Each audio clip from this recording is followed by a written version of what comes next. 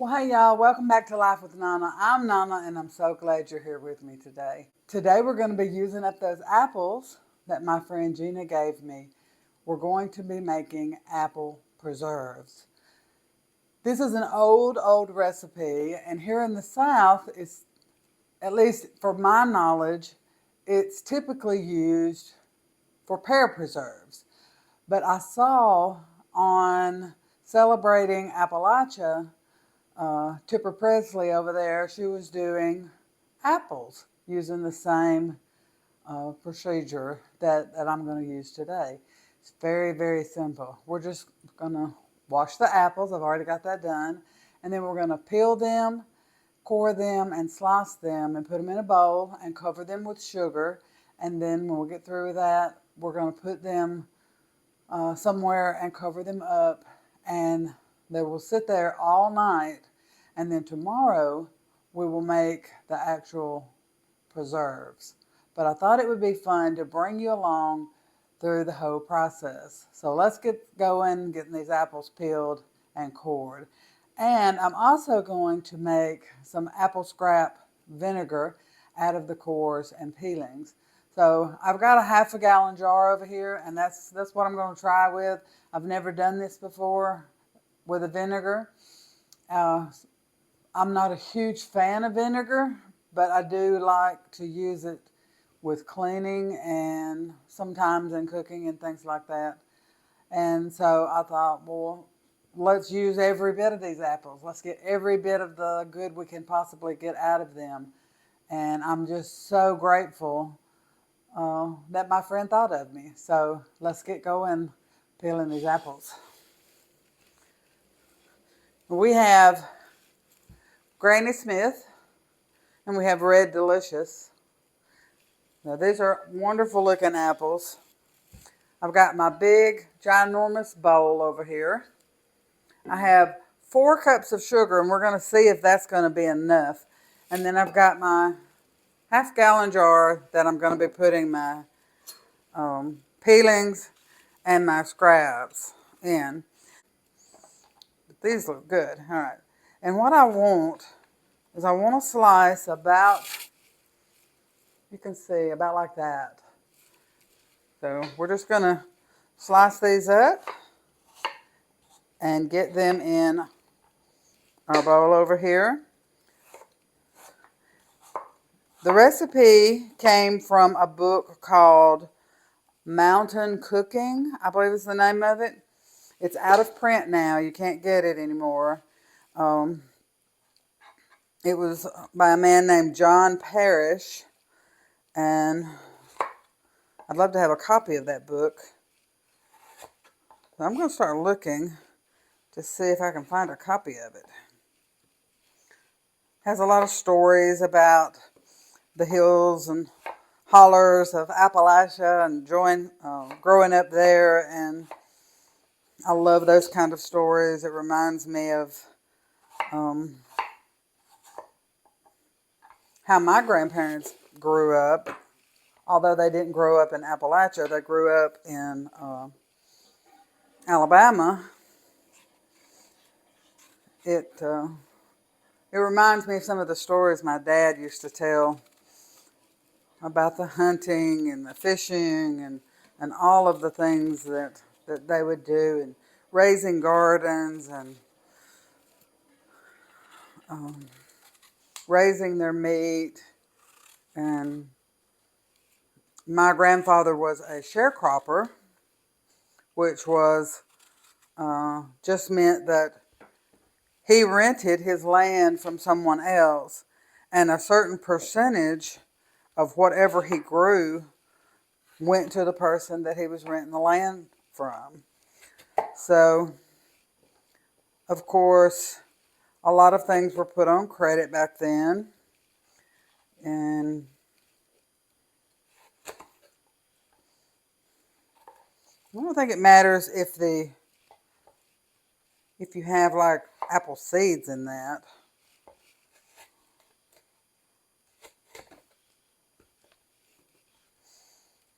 And so anyway, at the end of the year, my granddad, he would pay the person he rented his land from, and when he sold his crop, and he would pay off the general store, and it would start all over again, you know. These apples smell so good. I am so tempted to eat one. They are delicious. Red delicious. That was my dad's favorite apple. Now you don't put any water in your apples, and you're just going to cover them with sugar. If you were doing this with pears, you'd do the same thing. And the sugar is going to draw out the liquid of the fruit. I'm not going to use all of these peels to make vinegar because I've never made it before, and I'm not sure how well we'll like it. But Papa will put these out by the fence, and the squirrels and the birds, and there's a little compost pile back there, so whatever is not used will be used. All the little animals will have some, and it'll be, I love to do that, and I love to sit and watch the birds. One of my favorite things.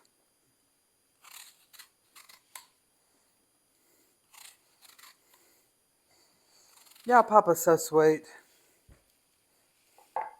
I mentioned to him, I'll stop and tell you the story. I mentioned to him that I'd like to have one of those clear plastic bird feeders that have the suction cups that I could put on the window back here. Can you see it? I don't know if you can see it or not. But he went and bought me one. Isn't that sweet? Papa's so sweet. He's so good to me. I'm so thankful for him. Once I get this going, I'm going to add a tablespoon of sugar per cup.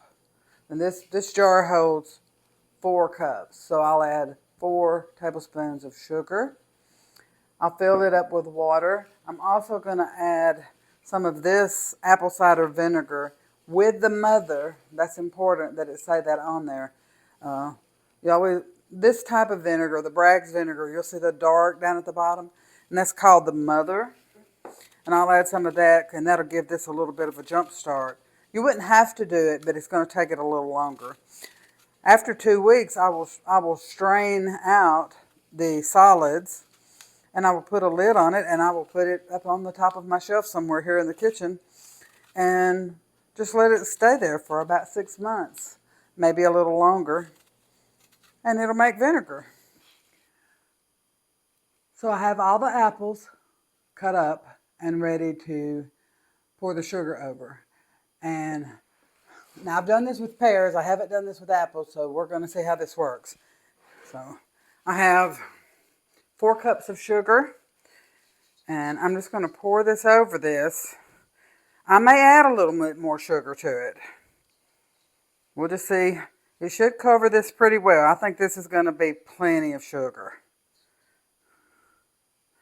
All right.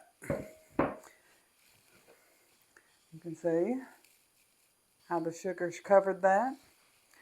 And I will cover that with a cheesecloth, and we will let that sit until in the morning. And I'll bring you back and show you how to get it put in jars and get it canned up. This is going to be our apple scrap vinegar.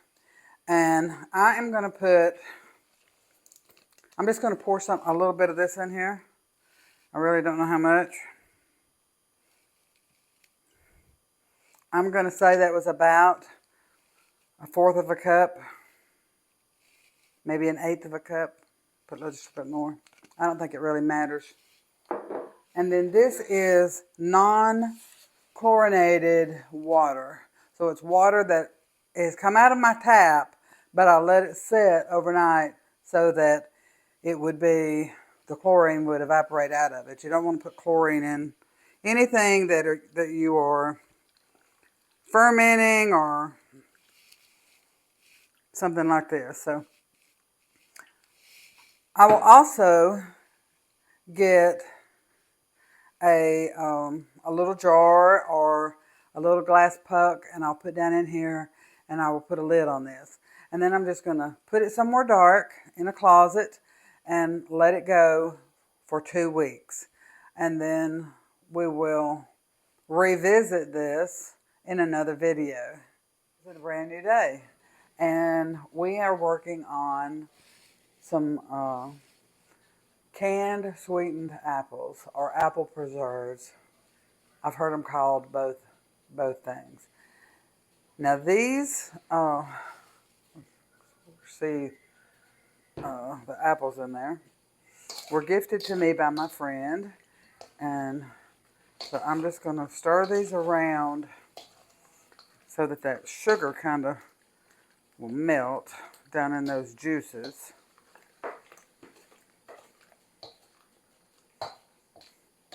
I've got my canner plugged in, and I'm going to show you in a minute. I'm going to get these in the pot to start heating up, and then I'll show you the canner and how the canning process will go. All right. I'm going to get these in the pot, trying not to make a sticky mess. A lot of sugar. That's what's going to make this so good.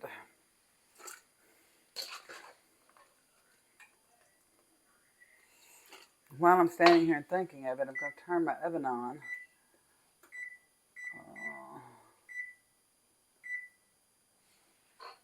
It's a little hotter than, I think I'll go up to 375. And we'll make just a couple of biscuits to go with this to see how this tastes.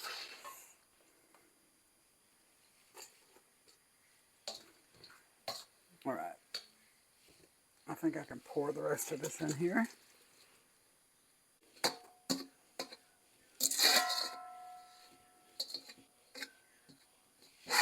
right, so we're going to turn the burner to medium-high. This has lots of liquid in it, so it should come up to temperature pretty quickly. And we'll keep giving it a stir. As soon as it comes up to a good boil, we're going to let this boil for 5 minutes. Then we're going to put it in our jars. Then we're going to put it in the canner. The contents of our jars are going to be warm and hot, and we want the canner to be warm and hot, okay? Okay, while we're waiting on everything to come up to heat, we've got our apples back here on the stove. We've got our canner going, and I'm going to show you how to make some quick and easy biscuits. And this is just 2 ingredients. It's self-rising flour. I like White Lily, and then heavy whipping cream.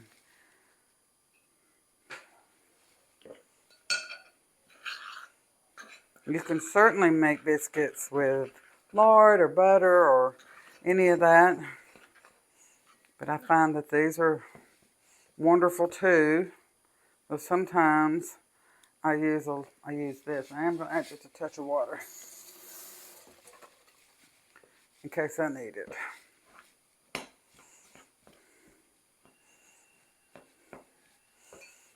Just a little bit.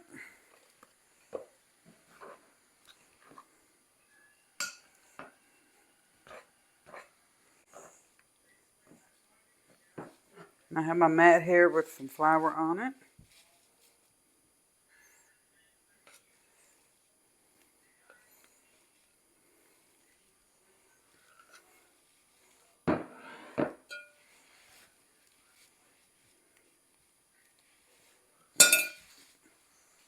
Flour on my hands.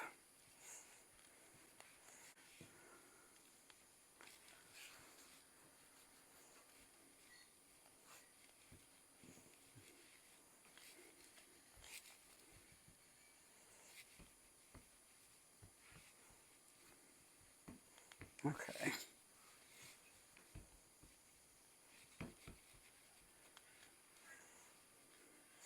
And I have a cast iron pan over here.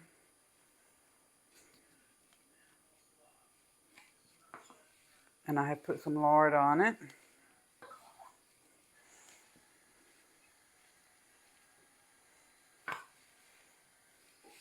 Got my oven preheated.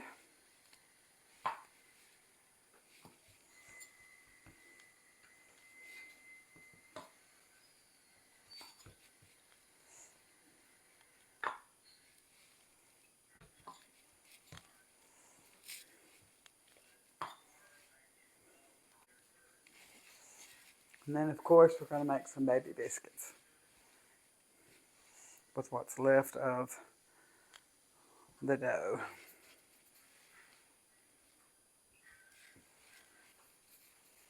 And that's it. This is an easy way to make biscuits. And they are delicious. Let's get these put in the oven.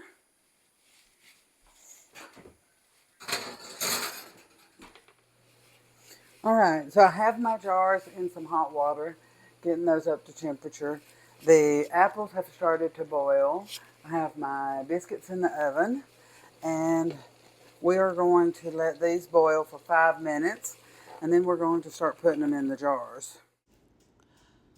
It seems that my microphone stopped working. Here you see me filling the jars with the apple preserves and the juice.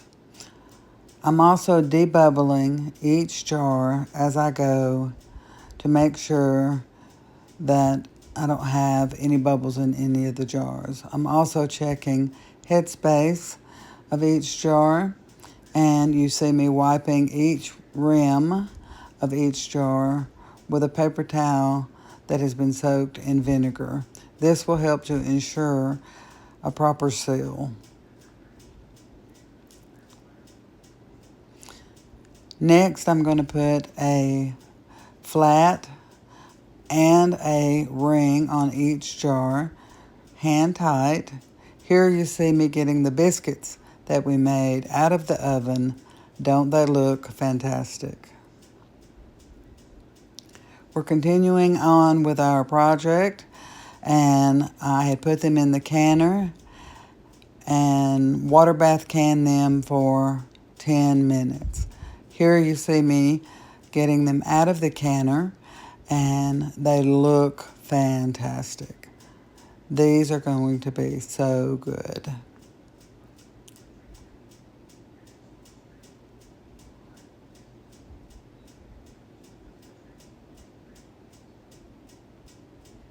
They are really looking very pretty.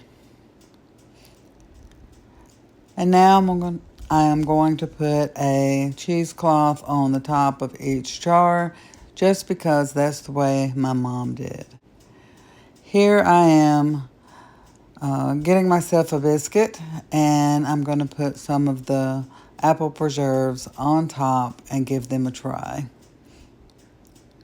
Papa has already had one, and I asked him how did he think they turned out.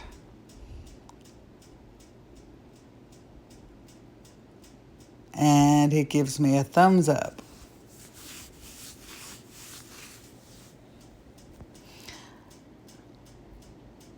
And I'd like to remind you all to give me a thumbs up and share and like and subscribe to the channel. Here I'm showing you how wonderful they look, and they do taste fantastic.